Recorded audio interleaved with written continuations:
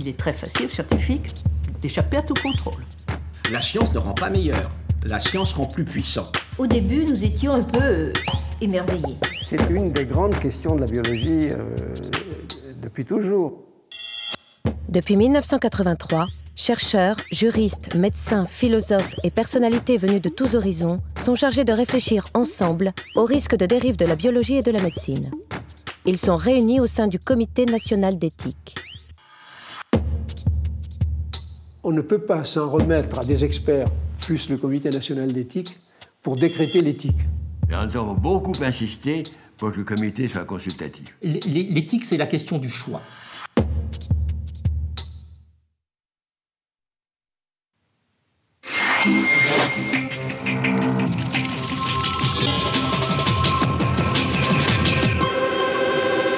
Madame, Monsieur, bonsoir. Voici les titres de l'actualité de ce vendredi 3 mars.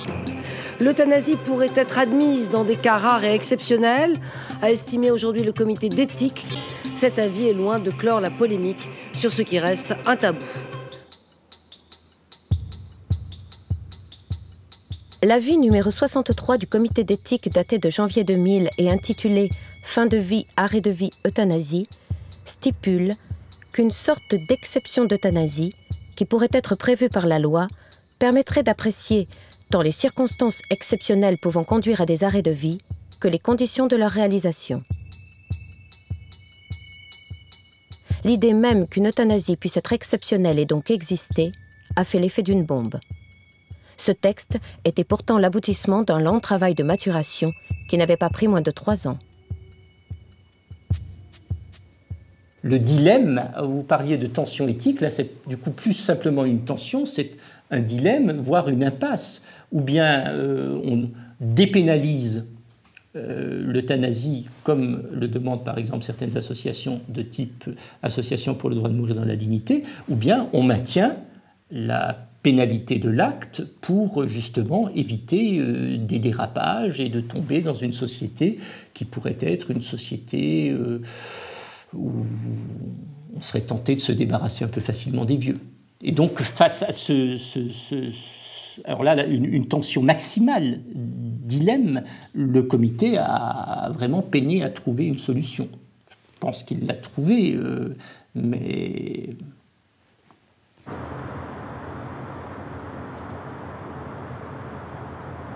Mais le sacrum par rapport à mardi, c'est-à-dire c'est une plaque fibrilleuse. Le comité d'éthique va chercher les éléments de sa réflexion là où la confrontation avec la mort est la plus forte, c'est-à-dire à l'hôpital. 2 changements importants y sont intervenus au cours des 30 dernières années. Tout d'abord, 70% de la population vient aujourd'hui mourir à l'hôpital. Ensuite, les progrès techniques ont considérablement augmenté les possibilités d'y prolonger la vie. Dans les unités de réanimation, ces questions se posent avec une acuité toute particulière.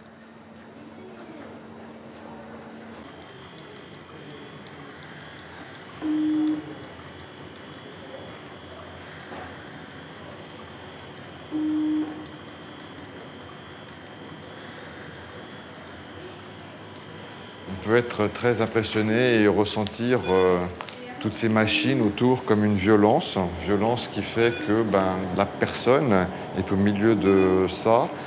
Et on peut se dire mais c'est complètement inhumain. Effectivement, il y a un premier tuyau qui va dans la trachée, qui est connecté à un respirateur.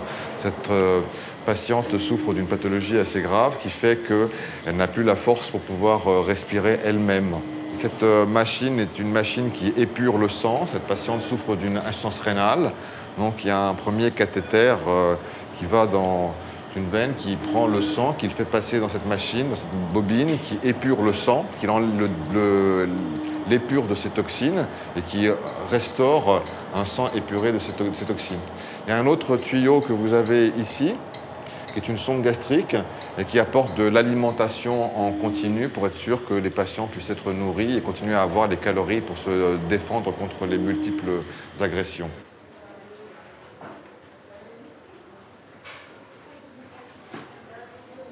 On s'est rendu compte qu'on dépassait la limite, qu'on allait trop loin dans la réanimation, que justement on avait des moyens tellement efficaces, des respirateurs, des cardioscopes, des techniques, des médicaments tellement efficaces qu'on s'y retrouvait à se poser des questions sur la validité morale de ce que l'on fait. Est-ce que, par exemple, il est moralement acceptable ou recommandable, lorsque vous recevez en réanimation une personne âgée qui visiblement arrive à la fin de sa vie, est au bout de son rouleau, est-ce qu'on doit la mettre en réanimation pour la prolonger 15 jours de plus ou 3 semaines de plus? Allez,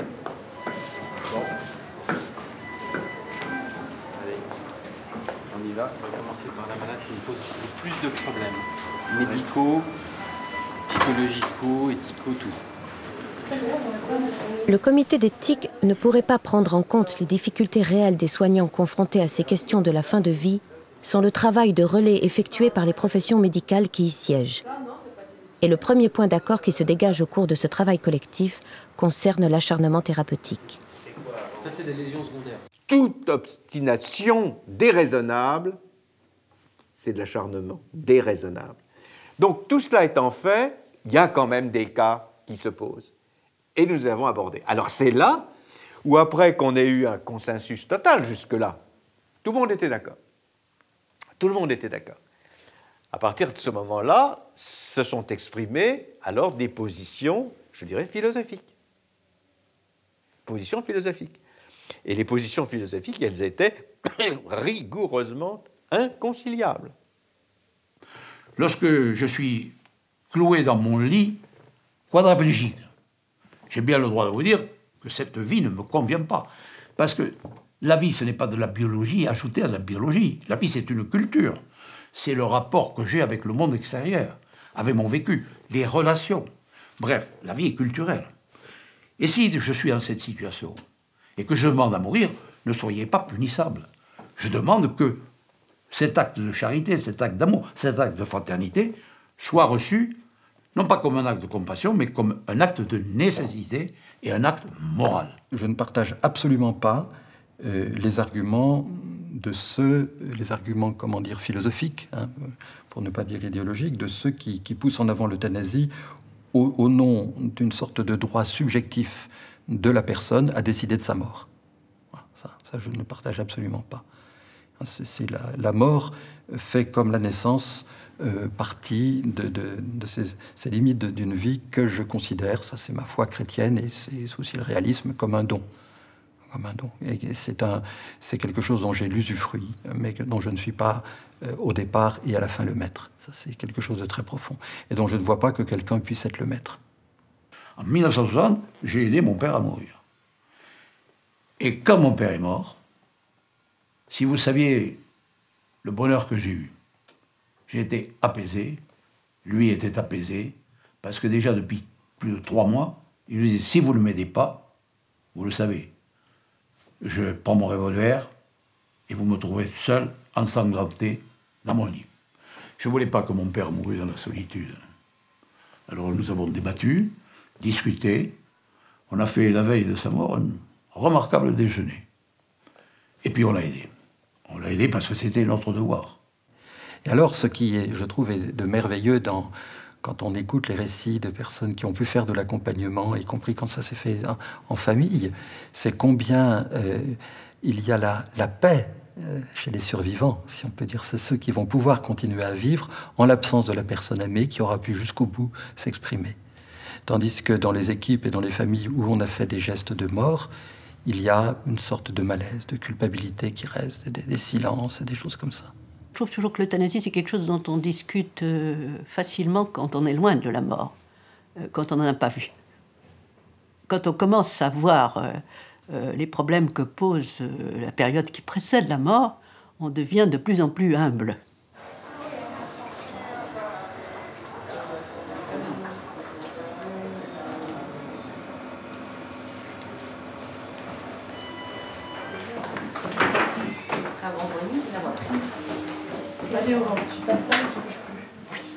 Initialement, au début de cette réunion, c'était de refaire bien le point, que l'information circule bien entre nous.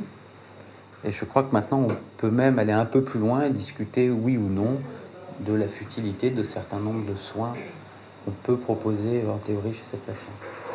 Cette dame est en train de partir en multidéfaillance d'organes Et maintenant, on a beau chercher tous les germes de la Terre, on ne les trouve pas.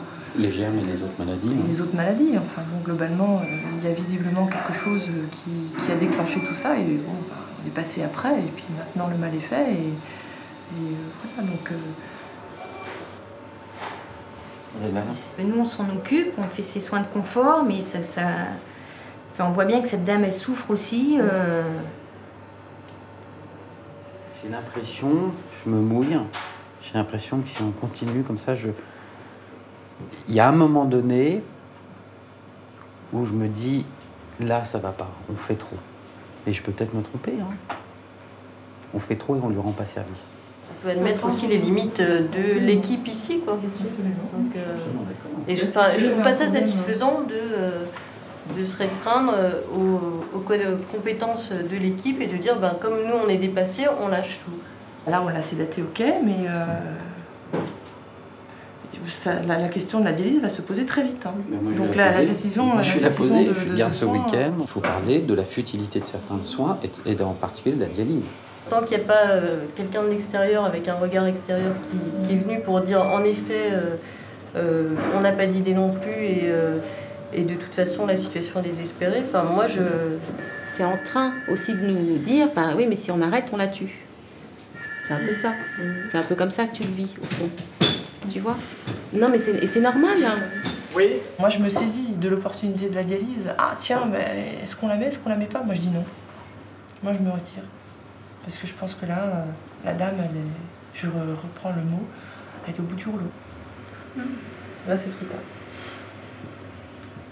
En décidant de ne pas monter la dialyse, je ne suis pas dans une euthanasie et je ne suis pas dans l'idée d'un arrêt thérapeutique entraînant la mort de la dame.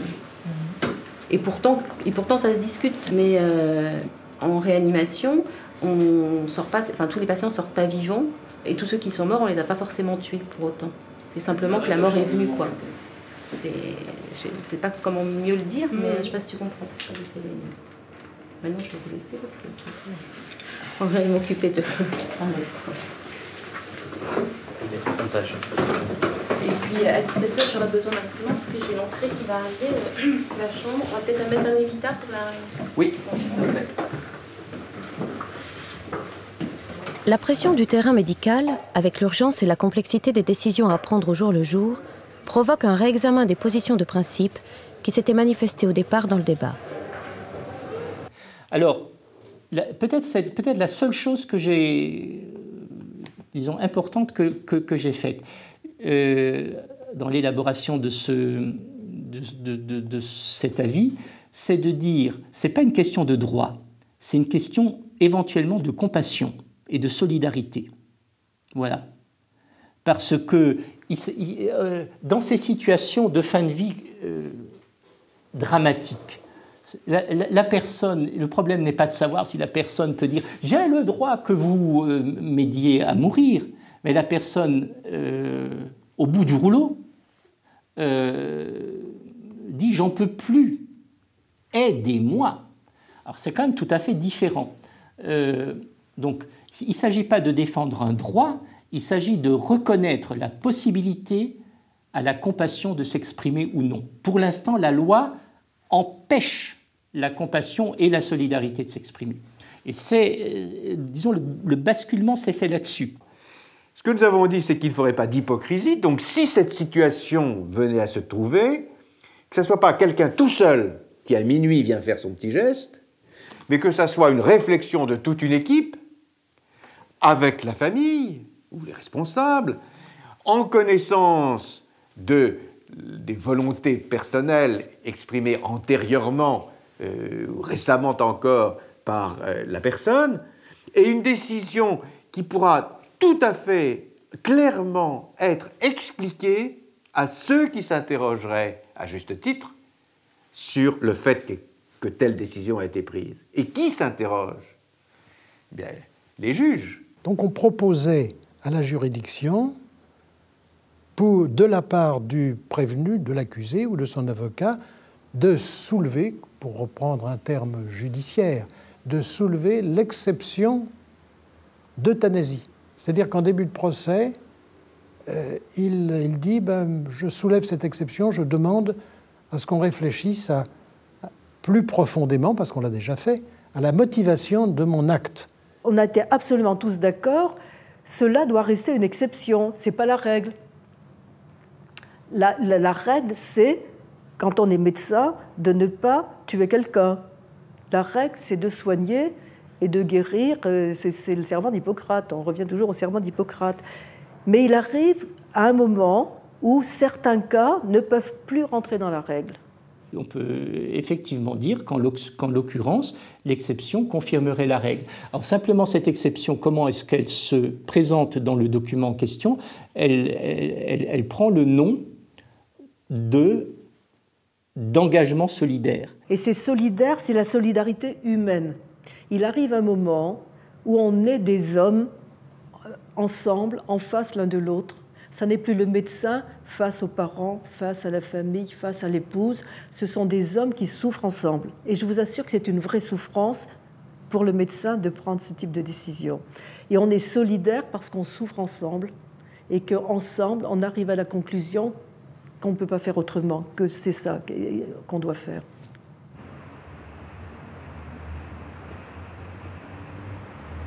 Au cours du débat, tout le monde semble s'être entendu sur les notions d'accompagnement des personnes en fin de vie et de compassion à leur égard.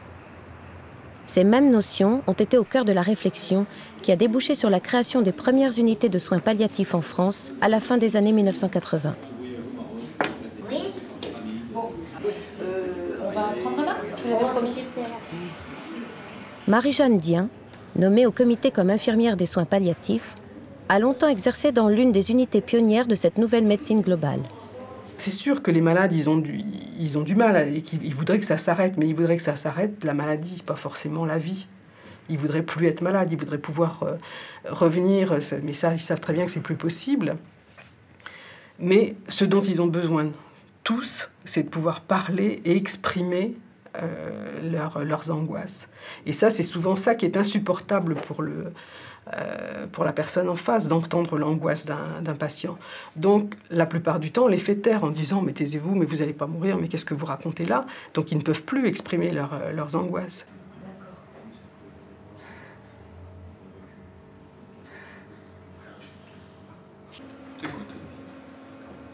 Toi qui parles. C'est bon? Alors même, donc hier, Karim nous dit que sa famille était effondrée. Moi, j'ai eu monsieur Lézard au téléphone hier, longuement, et lui m'a rappelé que son épouse, elle avait dit qu'elle ne voulait pas d'acharnement. Lui, il est toujours dans sa question de combien de temps ça peut durer.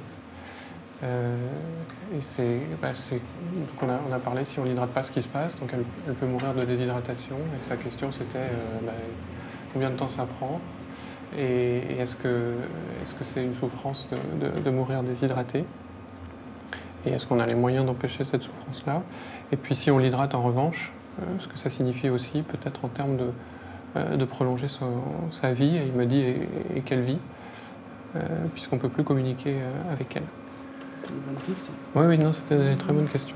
Monsieur Lézard me pose toujours la bonne question.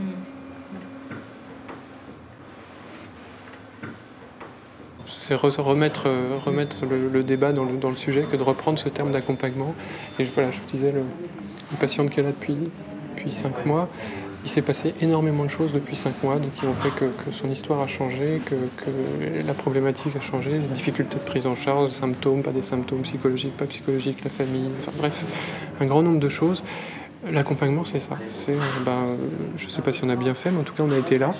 Et on a essayé à chaque fois de répondre, à chaque fois qu'il se produisait quelque chose d'imprévu ou de nouveau, on a essayé d'être là et d'apporter notre réponse de soignant à cette patiente et à son entourage. Donc je mettrais plus ça dans cette idée d'être présent. Ça fait du bien. Et vous avez fait voir juste les jambes. Hein, voilà.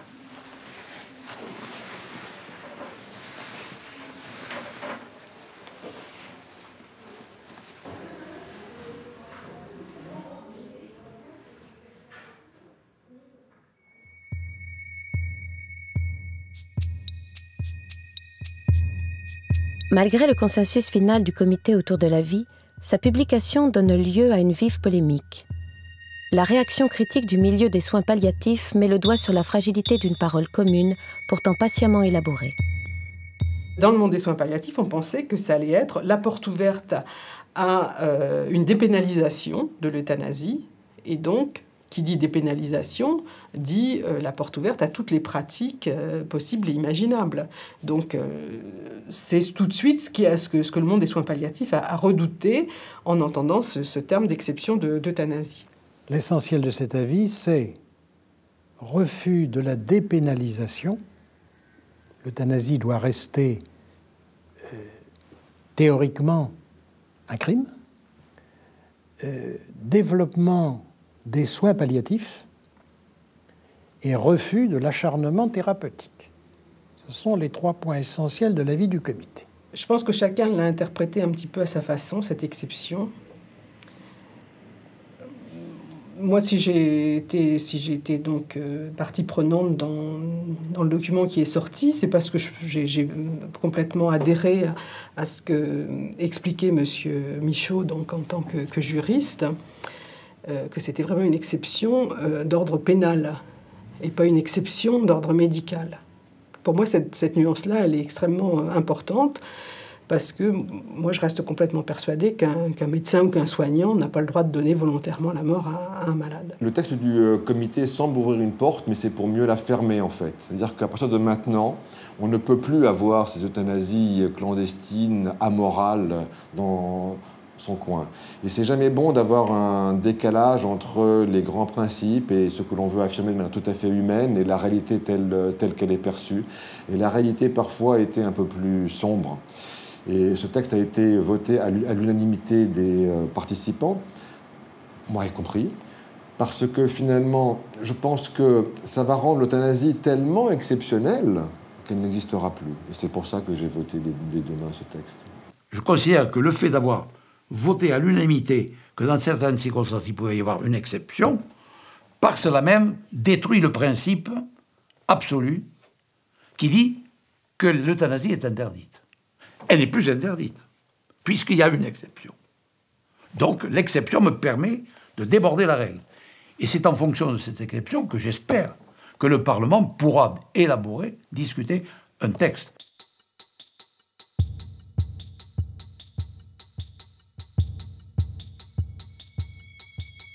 Pour beaucoup, il s'agissait à travers cet avis de faire cesser une hypocrisie et de définir un cadre légal à des cas très particuliers que la loi ne régissait pas vraiment. Pour d'autres, il s'agissait plutôt d'engager en France un mouvement de dépénalisation qui gagne aujourd'hui la Belgique et la Suisse après s'être imposé en Hollande au printemps 2001. Contre 40. Pour 104, la loi est adoptée. Depuis 4 ans, l'euthanasie est tolérée aux Pays-Bas. Aujourd'hui, les députés décident de la rendre légale. 25 ans de débats passionnés entre les partis chrétiens, les mouvements de gauche et les libéraux viennent finalement d'aboutir. L'intervention pourra être pratiquée par un médecin si le patient est volontaire, si sa demande est répétée. Les mineurs de plus de 16 ans seront en droit d'opter pour l'euthanasie sans l'accord de leurs parents. Il était question de rendre ce choix possible à partir de 12 ans, mais les députés ont finalement dit non. En France, la loi condamne encore l'euthanasie et le suicide assisté. Mais en mai dernier, le comité d'éthique a rendu un avis favorable pour qu'une procédure d'exception permette de ne pas poursuivre le médecin dans des situations extrêmes. Pas question pour autant d'autoriser l'euthanasie. L'intention la plus évidente de ce texte semble avoir été la volonté d'initier un vaste débat public. Au-delà de ce débat, la solution proposée par le comité sera-t-elle suffisante pour clarifier la situation en France ? Ou bien la loi devra-t-elle être révisée ? Mais une loi peut-elle prendre en compte toutes les situations particulières ? Je vous raconterai l'affaire d'une jeune femme qui a été grièvement blessée dans un des attentats et graves accidents que nous avons connus il y a quelques années, que nous avons amputé sur place, qui est restée 2 mois dans le coma après, et dont j'ai réuni la famille pour dire que, à mon avis, il était nécessaire d'arrêter la réanimation, puisque 2 mois après, elle était toujours dans le coma. Et on en a parlé avec toute l'équipe de soins. C'est vraiment difficile d'arrêter une réanimation au bout de 2 mois. Et donc la famille, les parents de cette jeune femme étaient sensationnels, étaient des gens merveilleux de volonté, de droiture. Et donc nous sommes allés au chevet de la jeune fille, à son lit. Et donc nous avons parlé assez longuement. Et le lendemain, elle est sortie du coma en disant « J'ai entendu ce que vous avez dit ». Et 2 ans après, elle m'a invité à être témoin à son mariage. Alors c'est ça la réalité de notre métier. C'est pas blanc ou noir. Alors quand on a vécu des expériences pareilles, vous comprenez bien qu'on se pose des questions auprès de chaque malade. Les règles générales ne nous suffisent plus.